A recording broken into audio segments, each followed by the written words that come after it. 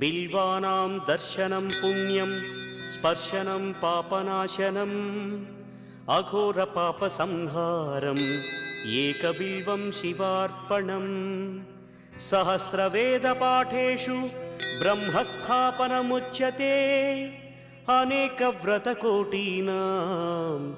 एकबिल्वं शिवार्पणम् अन्नदानसहस्रेषु सहस्रोपनयनं तथा अनेकजन्मपापानि एकबिल्वं शिवार्पणम् बिल्वाष्टकमिदं पुण्यं यः पठेत् शिवसन्निधौ शिवलोकमवाप्नोति